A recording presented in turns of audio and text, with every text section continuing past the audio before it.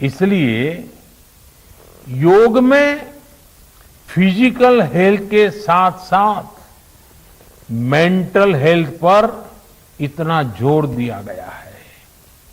जब हम प्राणायाम करते हैं, ध्यान करते हैं, दूसरी यौगिक क्रियाएं करते हैं, तो हम अपनी अंतर चेतना को अनुभव करते हैं। योग से हमें ये अनुभव होता है कि हमारी विचार शक्ति, हमारा आंतरिक सामर्थ्य इतना ज्यादा है कि दुनिया की कोई परेशानी, कोई भी नेगेटिविटी हमें तोड़ नहीं सकती। योग हमें स्ट्रेस से स्ट्रेंथ की ओर और नेगेटिविटी से क्रिएटिविटी का रास्ता दिखाता है। योग हमें अवसाद से उमंग और प्रमाद से प्रसाद तक ले जाता है। Friends, yoga tells us that so many problems might be out there, but we have infinite solutions within ourselves. We are the biggest source of energy in our universe. We do not realize this energy because of the many divisions that exist. At times, the lives of people exist in silos. These divisions reflect in the overall personality as well. The shift from silo to union is yoga.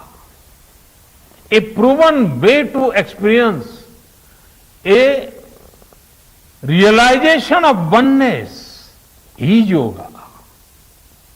I am reminded of the words of the great Gurudev Tagore, who said, and I quote, "The meaning of our self is not to be found in its separateness from God and others, but in the ceaseless realization of yoga of union," unquote.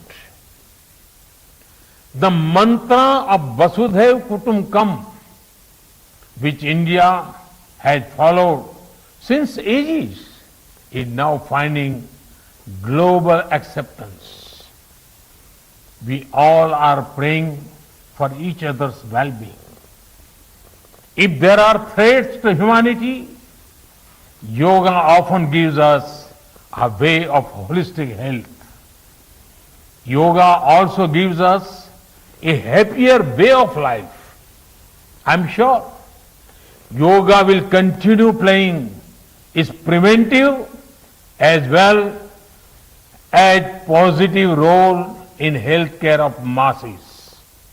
साथियों, जब भारत ने United Nations में अंतर्राष्ट्रीय योग दिवस का प्रस्ताव रखा था, तो उसके पीछे यही भावना थी कि योग विज्ञान पूरे विश्व के लिए सुलभ हो।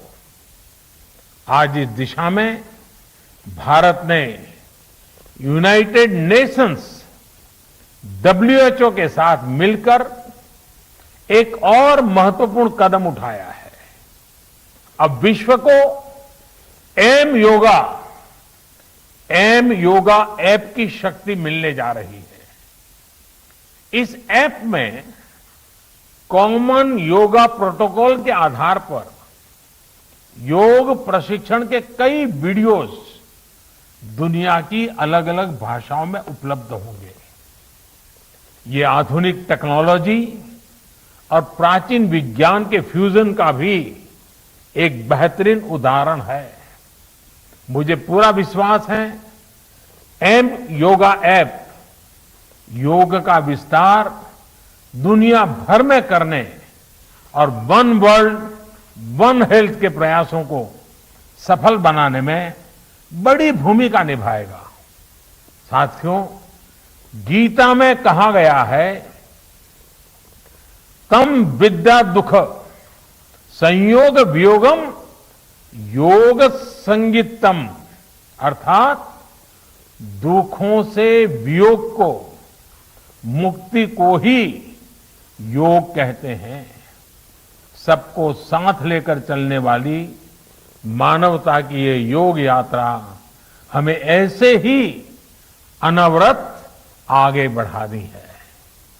चाहे कोई भी स्थान हो, कोई भी परिस्थिति हो, कोई भी आयु हो, हर एक के लिए योग के पास कोई न कोई समाधान जरूर है।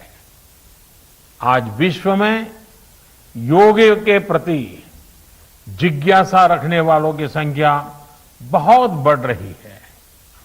देश विदेश में योग प्रतिष्ठानों की संख्या में भी वृद्धि हो रही है।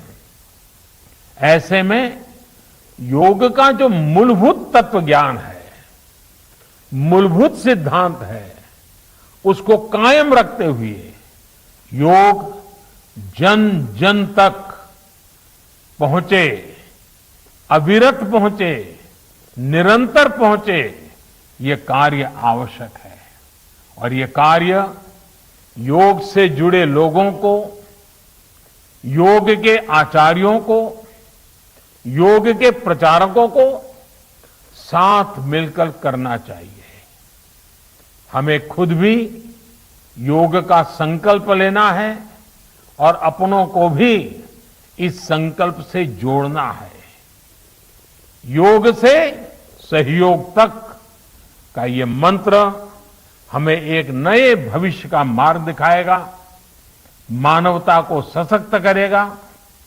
इन्हीं शुभकामनाओं के साथ आज अंतर्राष्ट्रीय योग दिवस पर पूरी मानव जात को, आप सभी को बहुत बहुत शुभकामनाएं, बहुत बहुत धन्यवाद।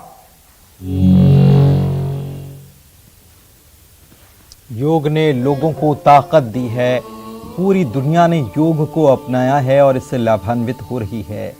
और प्रधानमंत्री बता रहे थे कैसे अब योग पर अनुसंधान हो रहे हैं, इस पर रिसर्च की जा रही है। योग दिवस पर प्रधानमंत्री नरेंद्र मोदी संबोधित कर रहे थे। अंतर्राष्ट्रीय योग दिवस का आज 7वीं वर्षगांठ है, क्योंकि 7 साल पहले पूरी दुनिया ने योग को अपनाया था और आज 7 साल हो चुके हैं पूरी दुनिया अंतर्राष्ट्रीय योग दिवस मनाते हुए।